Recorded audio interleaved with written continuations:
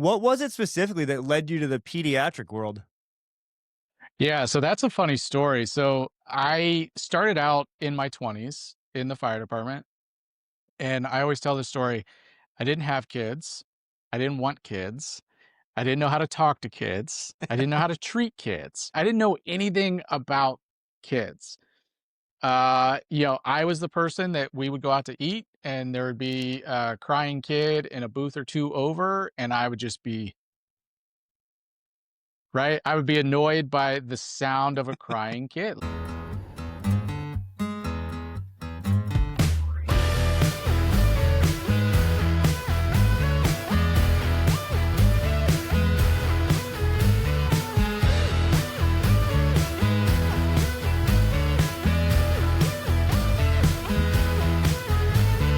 Gotta get a grip or get a hold of myself.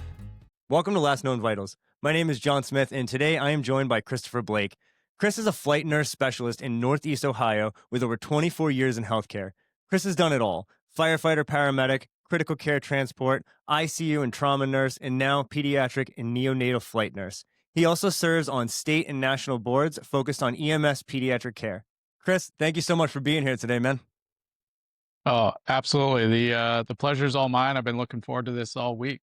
So Yeah, let's you and do me it. both. You and me both. I've been following you a little bit on TikTok lately, and I've been watching your account grow, and we'll get into that.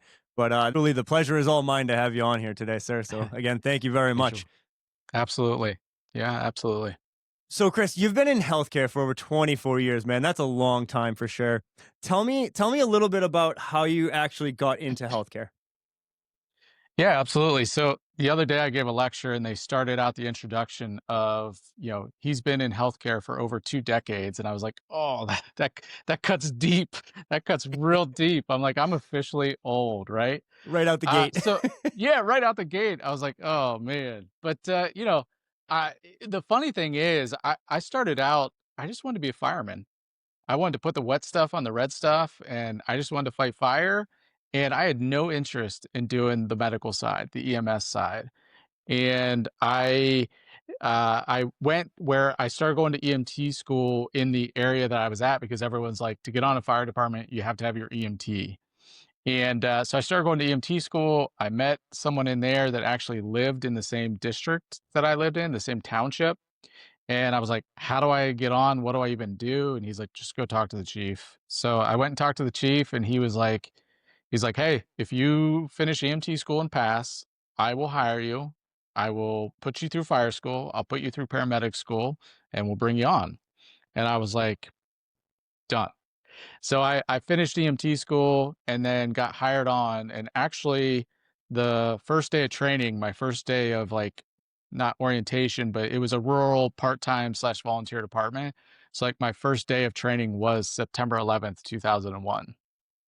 And I was like, what am I getting into? Like, what did I just sign up for? And so I joined on to be a fireman and started down that path. And I just started running. Obviously, EMS is 95 or more percent of what we do at the fire department. So I started running all these squad calls and EMS calls, and I was like, oh, this is kind of cool. And then I was like, oh, as an EMT basic, I often found myself driving or doing very little. So I was like, I've got to go on to paramedic school. And it just kind of blossomed and bloomed from there. So I started out wanting to be a fireman, and that was it. And actively fell in love with the EMS and medical side of it in the process of that. You have to appreciate that timing, though. I mean, on such a tragic day, and which has such a big impact on this country and all of the Right. people that work in emergency medicine and the fire department and the police, like all the first responders. Like, what a day for you to really kind of get your toes wet. Like that's crazy. Yeah, absolutely. And I just remember feeling, going to that training, our trainings were at 7 p.m. and going to training that night and just feeling so helpless because they were starting to have those conversations of like, okay, if they call for mutual aid and additional resources, like who's available to go and who can, and they were actually passing around a list of like who's ready to go. And I was like, oh, I can't do anything. But it's still just, it hit so deep because I was like, this is where it all begins, right? And just kind of getting into that world and that brotherhood and that culture, and my life has been changed ever since. So you felt like you couldn't provide the level of care that you wanted to, and you hmm chose to go on to paramedic school. Talk to me a little bit about that journey, going from the EMT basic to the medic. Yeah, so I we ran a lot of rural trauma, country roadways, high speed limits, tons and tons of trauma. And I was getting exposed to that I was only I was only 20 when I started out, and getting exposed to these uh, massive trauma patients. And I felt very limited. I felt restricted, and I got to see what my colleagues were doing, right? I became very close friends with a lot of these people that were providing that higher level care. So I was like, I absolutely want to do that. So while I was in EMT basic, I was working at the rural part-time slash volunteer fire department. I got on a private ambulance doing that actually did 911 response and IFTs, the interfacility transports. And then I also got a job as a in-house transporter for a local level 2 trauma center. So basically, what I was doing there was just transporting patients from their room down to x ray or ultrasound or whatever it was. And I got bored with that pretty quickly, and took a tech position. It was a unit assistant position, like a secretary position in the adult ICU. So while I'm actively falling in love with the 911 response and the scene runs and the emergency stuff at the fire department, I was also working in the ICU, falling in love with critical care and getting to see that higher level of care of, okay, I do this out here in the field, but and I drop them off and I never see them again, but here's what continues after I drop them off, right? And that was the moment that I decided I want to be a flight nurse.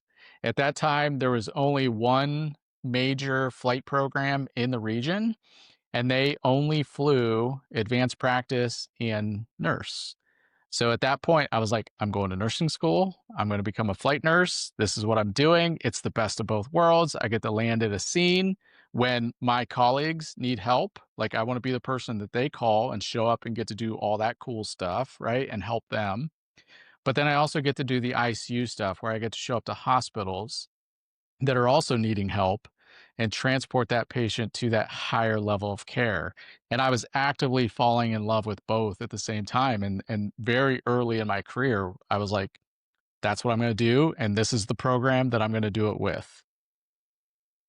So I think you bring a really unique experience to the paramedic world, where you were already working in the ICU and seeing that Uh-huh. extended level of care in the more subacute care, right? Comparatively to being a medic. So the fact that you were exposed to that early on, realized so quickly that this is where you really want to be. How did you handle the clause that I call it of the EMS world in, allowing you to kind of bridge into that hospital world? Because again, for me, it was like it was like a drug, right? Like that EMS stuff, that 911, like that is just a very high, intense, acute environment. And It obviously in the is for ICU, sure. it's a completely different world. So how did you kind of manage your own personal desires from going from that 911 into that crit care and that long-term stuff? I kept putting off the critical care stuff. I put it off for an extensive amount of time. What happened was I was falling in love with both, but one took priority, right? So I was working for a part-time slash volunteer department that progressed to I was still considered part-time, but I worked a 24/48, and that always took priority. And along that path, I felt like, yes, this is where I want to be, but that's so far down the road. So I started going in every different direction. So as I'm falling in love with both, I was like, you know what? I want to do arson investigation.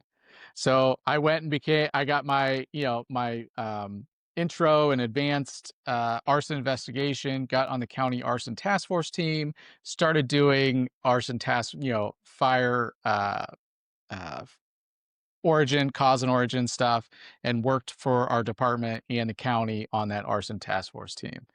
And then I was like, oh, you know what? I want to do hazmat.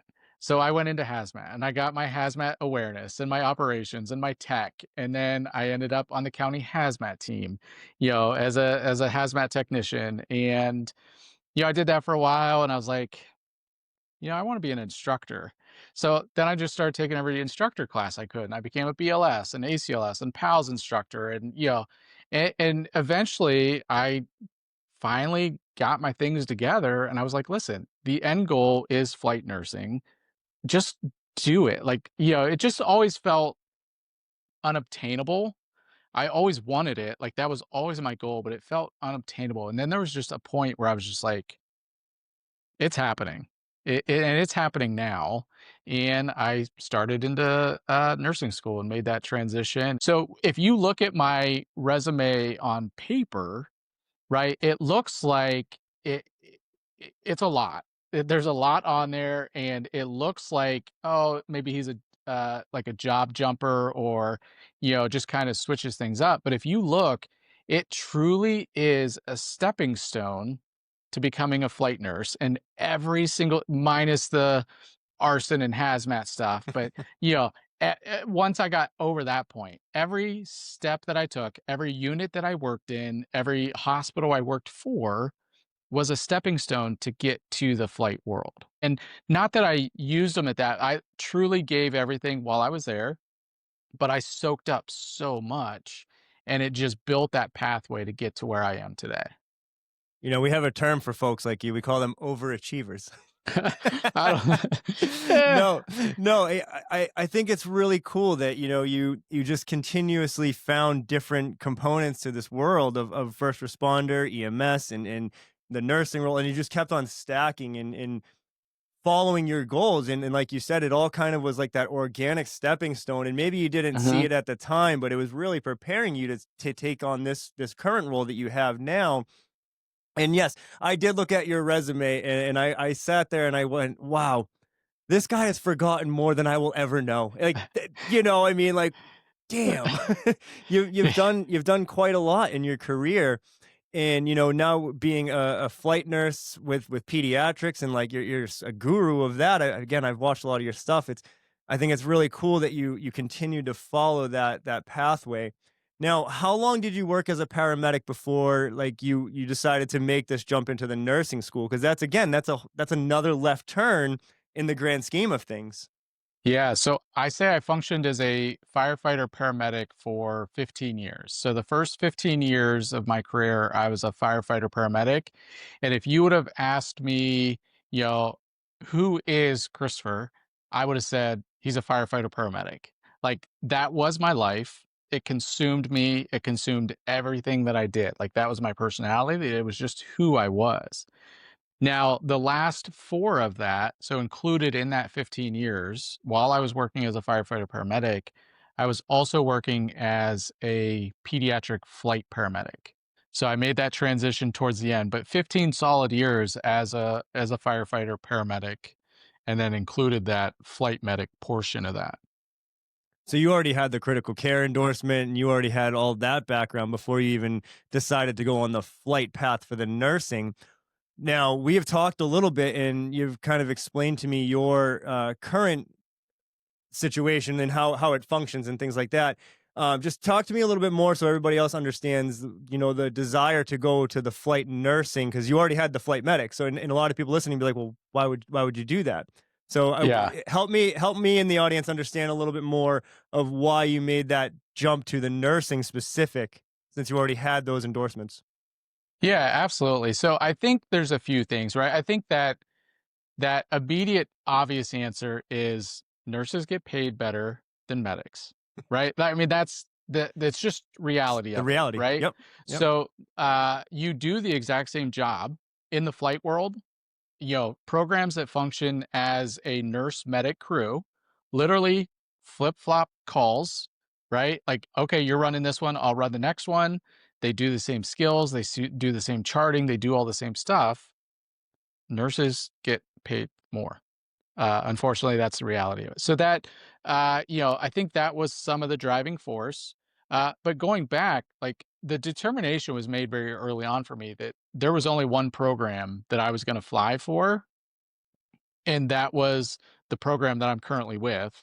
And they only fly advanced practice and nurse. So they do not currently fly paramedics at all. So that wasn't an option if I wanted to fly with this program. So really that underlying drive was if I want to fly with this program, I have to become a nurse. So that was really that driving force of there was no choice. I was going to nursing school. Yeah, and you're 100% correct about the money. I have friends here locally that work for the local services on the flight programs, and that's what they always said. Like, the nurse always made 10%, give or take more, even though right underneath those first initial lines where it says medic nurse, everything was identical for the job Yeah. description from that point below. Yep. So it's come a long ways. They're definitely It making some has. improvements, but there's still that discrepancy. So, and that makes sense. But the fact that you knew that was the company you were going to work for, and you said nothing's getting in my way, and Yep. you put the work in, and here you are today. And I mean, that's such a cool story, man. I really appreciate that for sure. What was it specifically that led you to the pediatric world? Yeah, so that's a funny story. So I started out in my 20s in the fire department, and I always tell this story. I didn't have kids. I didn't want kids. I didn't know how to talk to kids. I didn't know how to treat kids. I didn't know anything about kids. I was the person that we would go out to eat and there would be a crying kid in a booth or two over, and I would just be right? I would be annoyed by the sound of a crying kid. Like that was just who I was in my 20s. And then I started getting a couple calls. I had a few calls at the fire department. There were pediatric calls. And as soon as that pager went off for whatever it was, and, pediatric, whatever, I got that feeling. My heart rate was up. I was uncomfortable because I didn't know how to deal with them. I didn't know how to talk to them. And, as you've learned, like I call that pucker factor, right? Where your butthole actually starts to pucker because you are just that uncomfortable. And then we get there and I'm the only medic on scene. And now I have to treat this kiddo. Like there is no choice. Like I am the senior care provider and get there and don't feel comfortable managing this pediatric patient. And I had a couple of those and I was just like, I do not like that feeling. So I started doing everything that I could to reduce that pucker factor, to make myself feel more comfortable, more confident.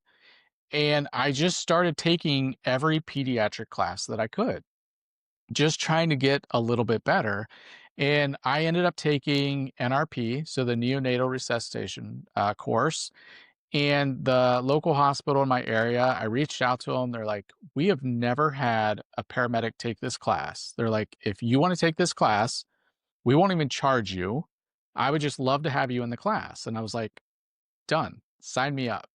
Right? So then I go take this class and they're talking about putting babies in a bag and doing all this stuff. And I'm like, "This is crazy." And then it wasn't but a week later, I get paged out for my first delivery in the field. I've never been one that buys into the whole everything happens for a reason, but I feel like there are a lot of moments in my life that it is hard to dispute that.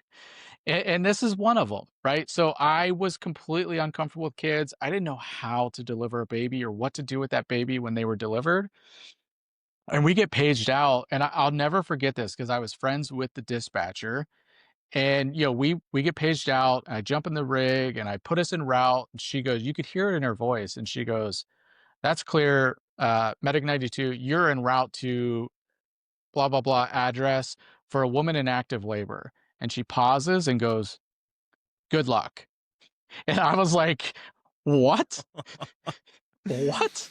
And, Wow. and we arrived and in the area that we were in, I thought for sure that this was going to be a less than positive environment and outcome. And we arrive on scene just as dad had caught the baby. So we walk in, and mom is literally sitting on the toilet. It was her second baby, full term, all prenatal care, and just thought she had to go to the bathroom. And it progressed that quick. And dad caught the baby. And we walk in, and he's panicked, right? And we were able to come in and take over, quickly assess that baby, clamp the cord. We let dad, because I wasn't as stressed as I would have been 3 weeks prior, let dad come in and cut the cord and be present and be part of that and be active in that.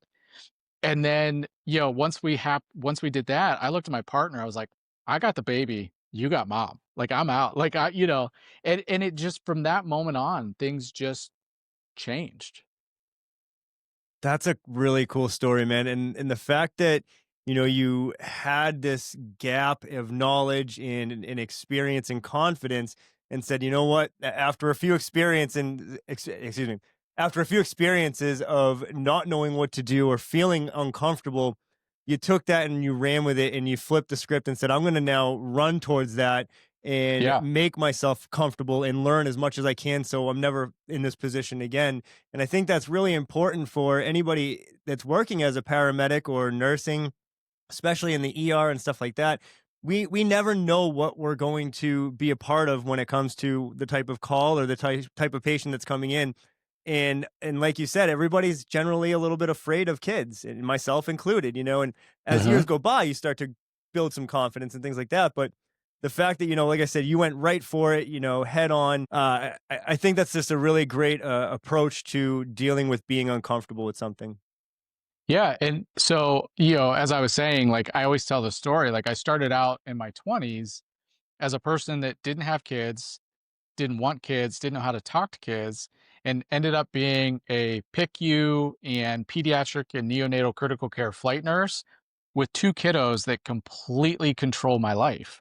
So it has gone, just flipped completely over, and pediatrics has now really become my passion, and really that whole concept. And, as we've discussed a little bit, and we'll get into, that whole concept of reducing that pucker factor and making EMS and pre-hospital providers and ED providers feel a little bit more comfortable, a little bit more confident in providing that quality care to pediatric patients, and feeling a little bit more comfortable with that and reducing that pucker factor. So that really has become my soapbox, my jam, my passion, whatever you want to call it.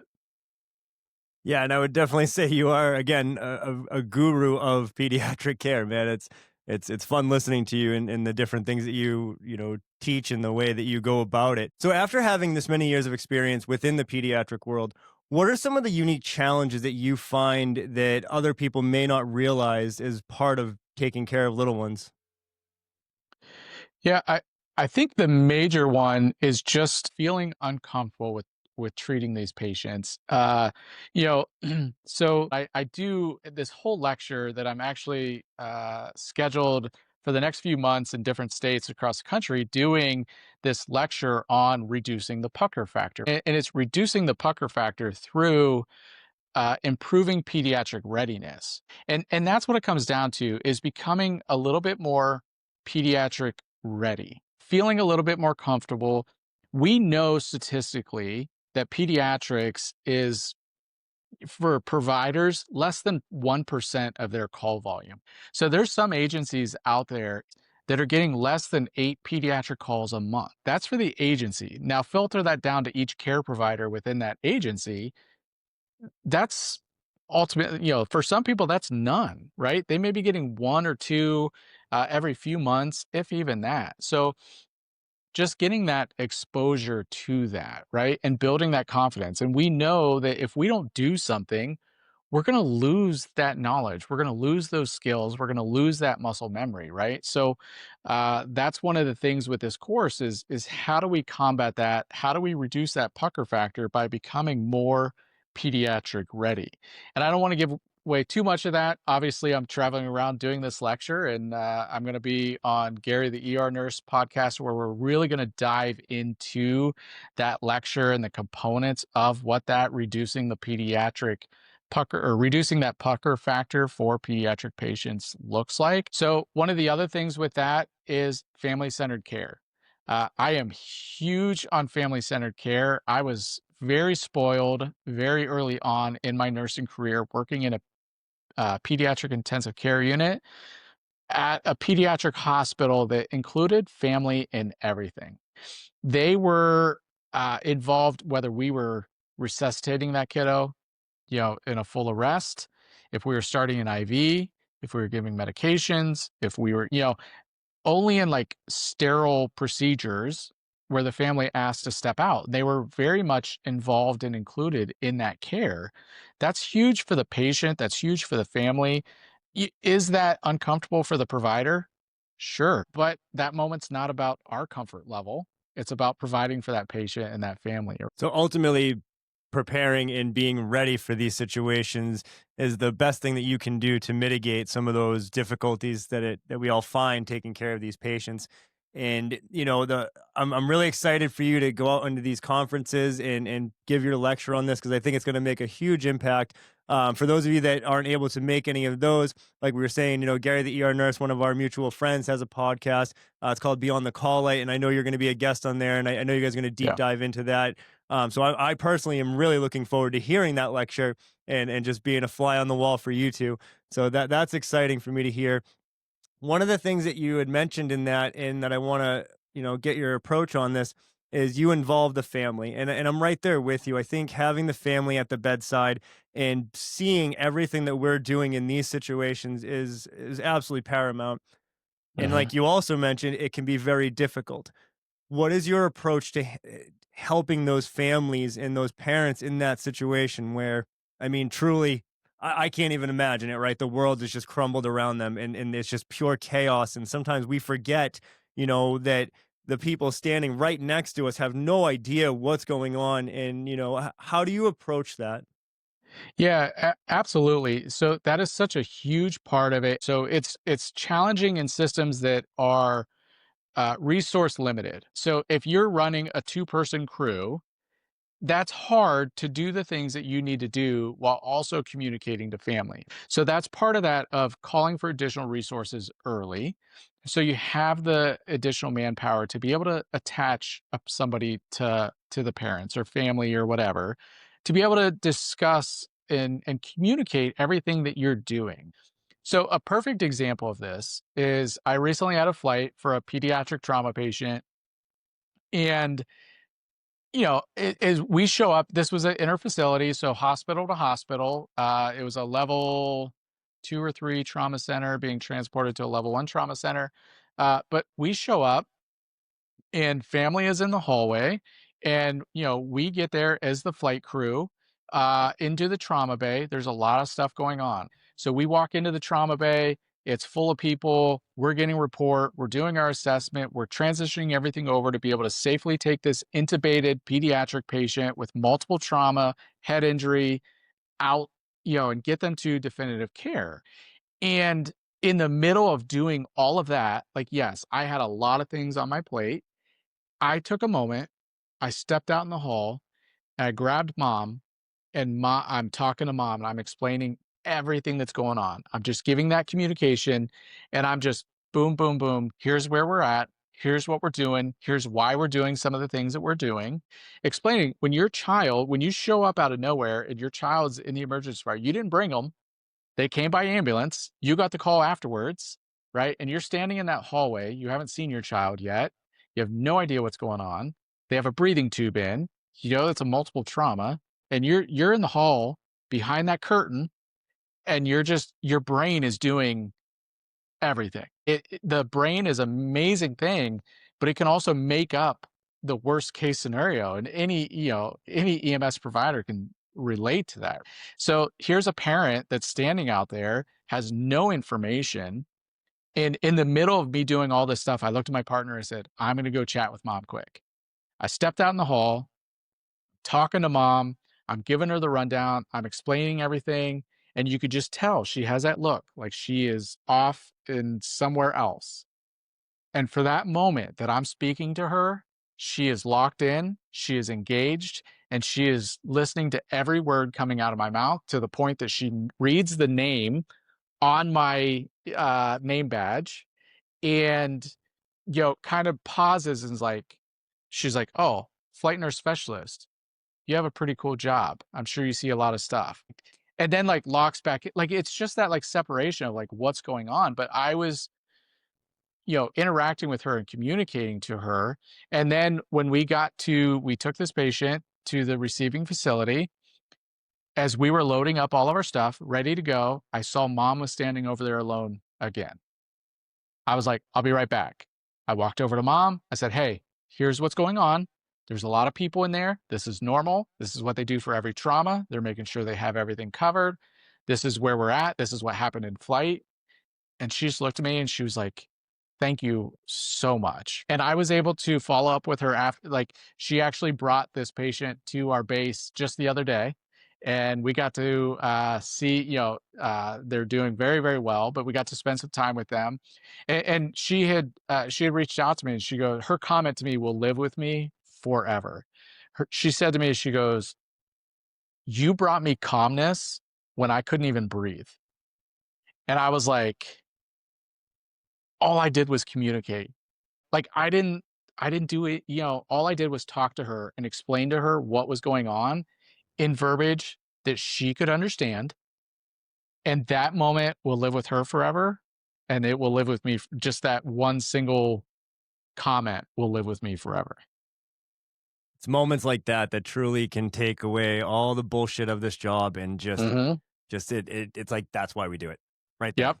Absolutely. You know, 100%. You're like, and we do, right? As healthcare providers, as EMS providers, we see it all. We see the good, we see the bad, we see the ugly.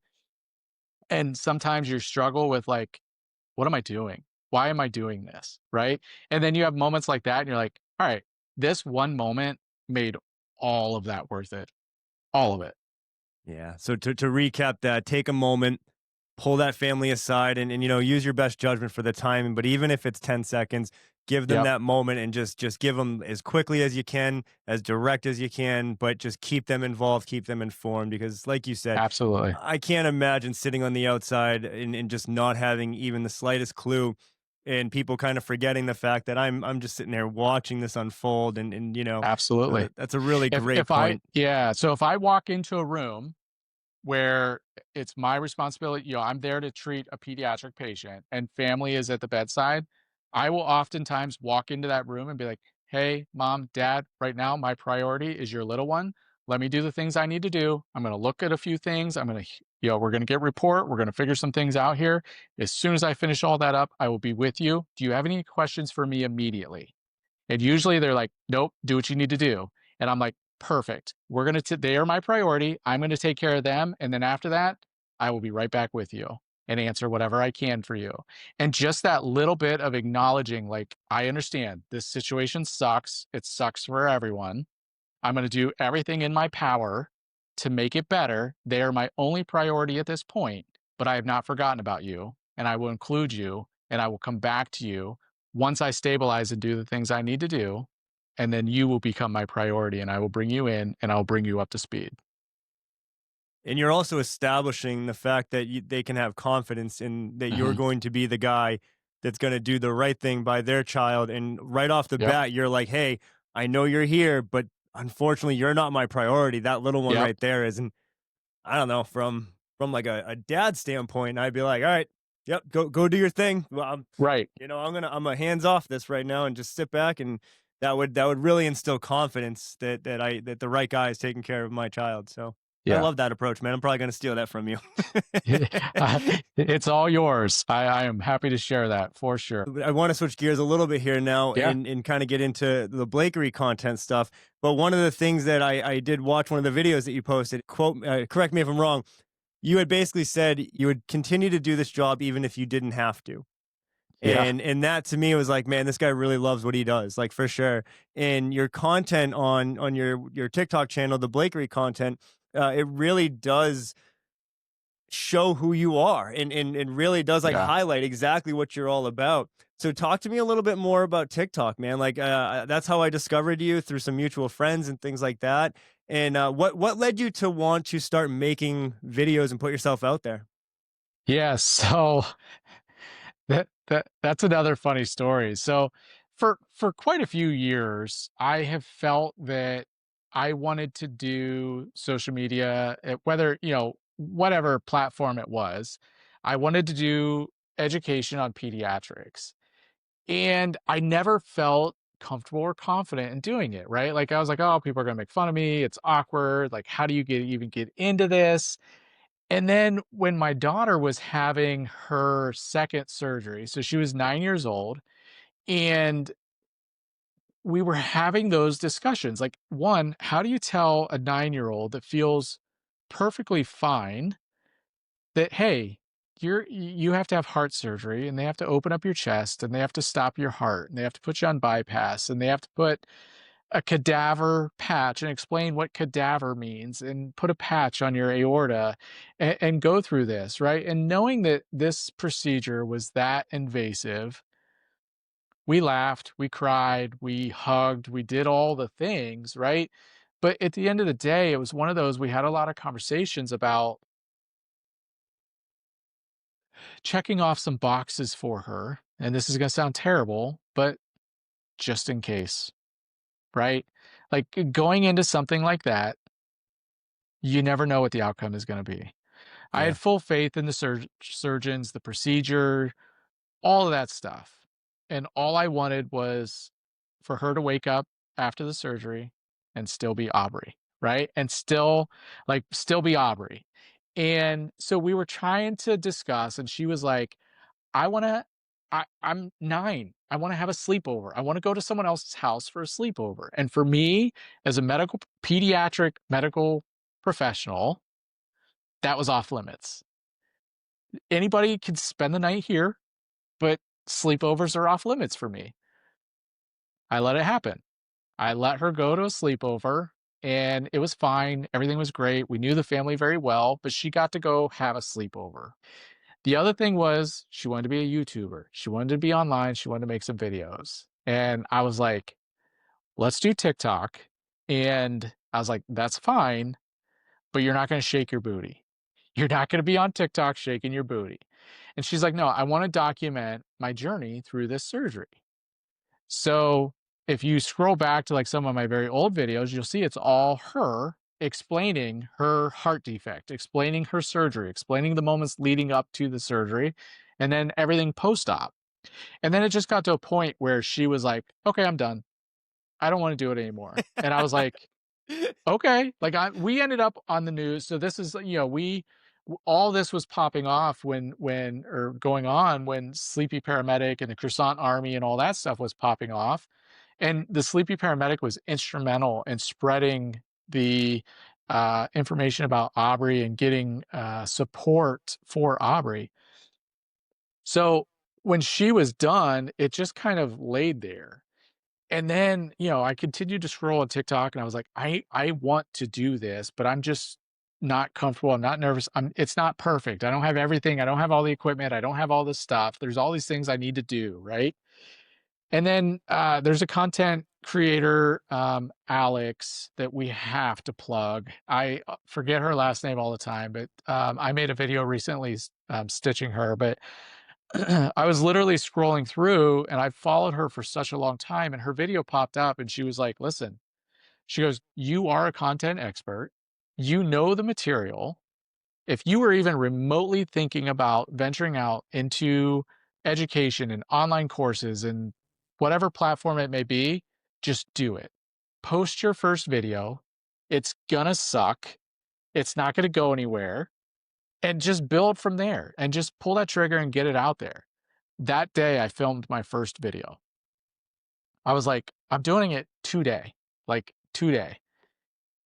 Within a week, that video had over 130,000 views and I had gained over 3,000 followers. And I was like, wait a minute, this was supposed to suck. It wasn't supposed to go anywhere.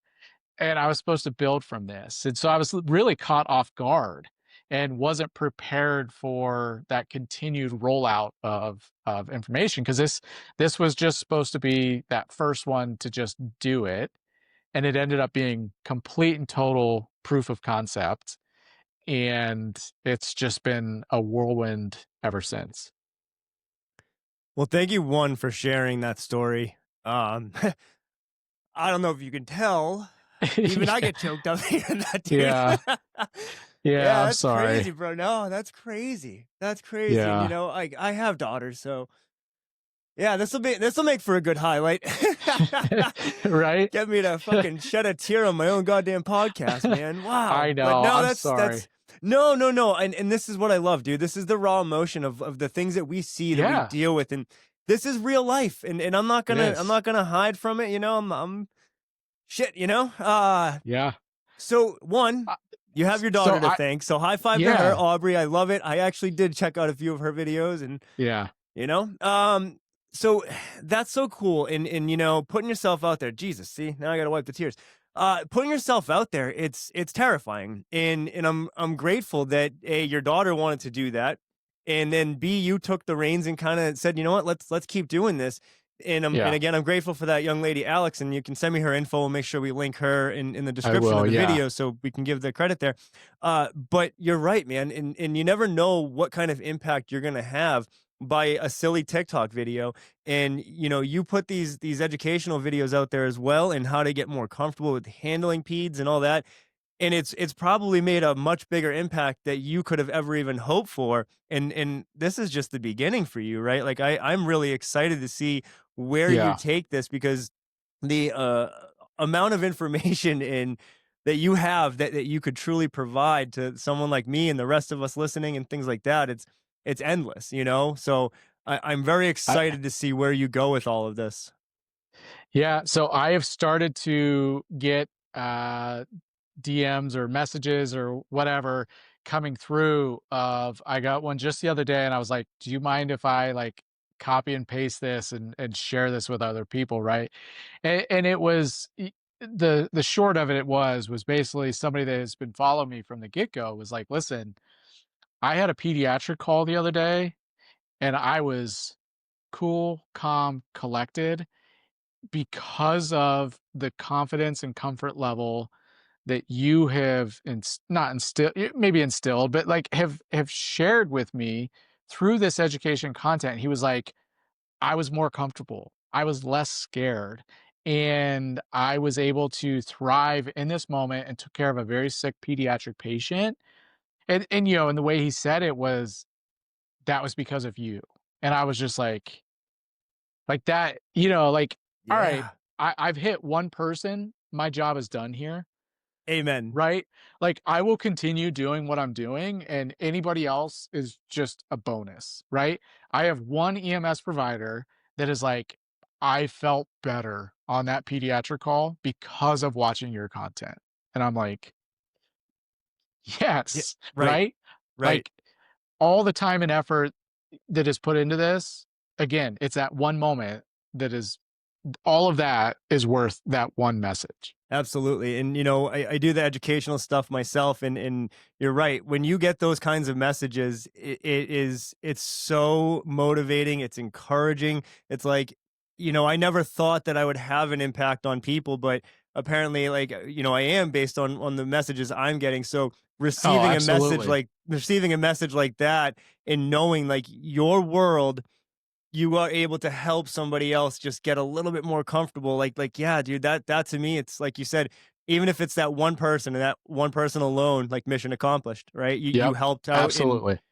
so that's amazing. Yep. But I'll tell you right now, as a fan of yours, you're going to be making a much bigger impact than just one person, my friend. I So I I appreciate that. I appreciate that. yeah, I strongly encourage you, keep putting them out there. Don't quit, don't stop, don't slow down. Yeah. And even when you're like, this is a stupid video, and this isn't what, no, it's not. It's not a stupid video. It's Yeah. probably well worth it. So please, for the sake of all of us, continue to do what you're doing on Yeah. there. What's incredible is, like, the same week that I got that message from the, follower regarding the educational side of it, is the same week that I got to meet that pediatric trauma patient that I flew, and the patient came out and was able to get in the aircraft and see all the things and was like, "Oh, that's where I was at?" Like, because they were intubated and sedated and, like, had no idea. Got to put my helmet on and try all the Ugh. things and do all that stuff, right? And after they left, they handed me a card and I got to open it, and the patient had written in there themselves, and this is a pediatric patient, right? So it was addressed to me, and it said, uh, I am the girl that you saved my life. Thank you for saving my life, and I wish you the best life ever." And I'm just like, like, Here yeah, comes the like, waterworks. right? Yeah, the absolute waterworks. And I'm just like, like I've done, I've lived a very long life, and I feel like I am finally everything that I've experienced and been exposed to, and all the classes and courses and the things that I've seen at a very young age and the things that I've done have all come together to create the old person that I am today. Right? But like I am finally coming into what I feel is what life should be.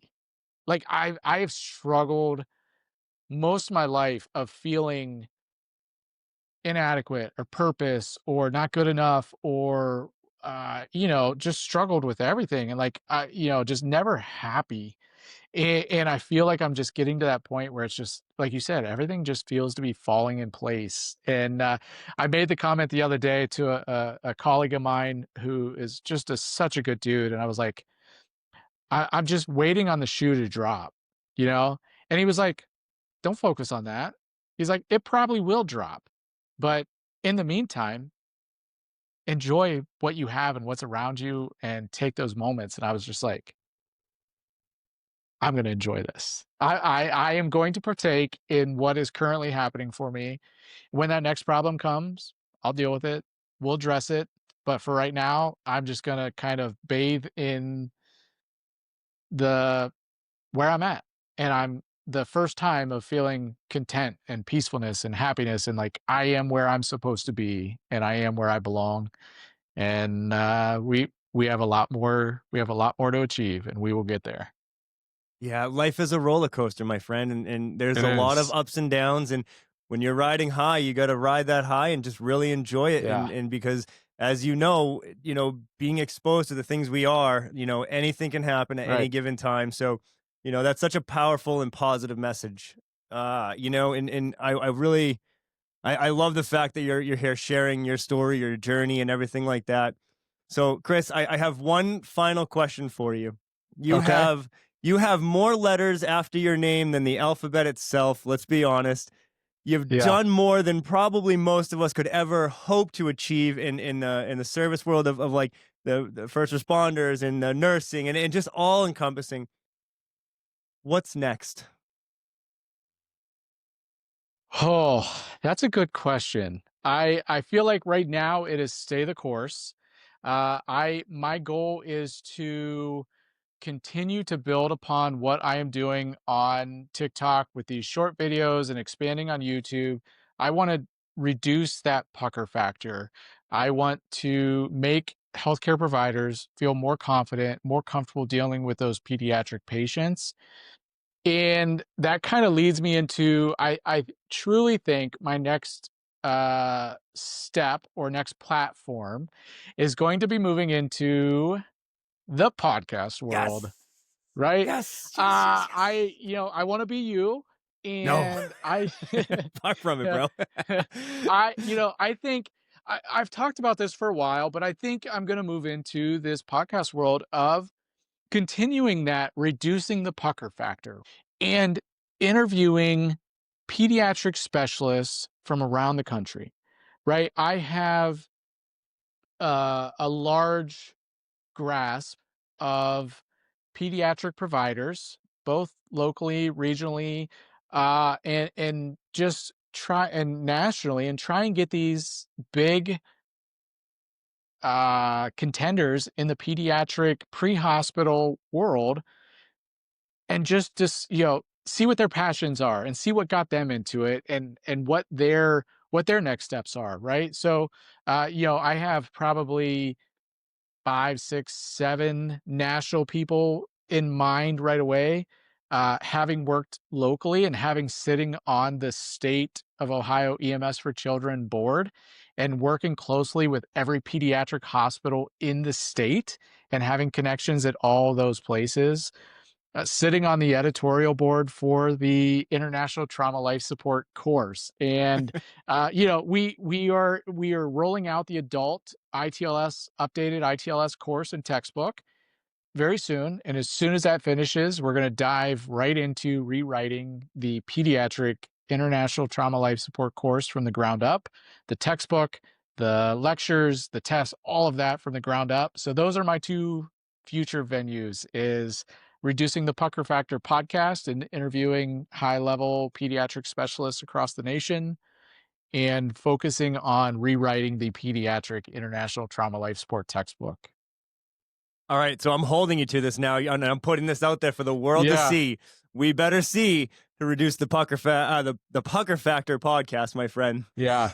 I am very excited to hear that. I was really hopeful that that was going to be your answer, and hey, that's like a little gift to me. Yeah. So and yeah, man, you're doing some really good stuff. And the fact that you're sitting on these committees, and it just shows like how passionate you truly are about this, right? Like, to take your own time and to continuously push for, better education and better outcomes for this pediatric population that you're so heavily involved in. We're all just very grateful and fortunate to have someone like you in these shoes.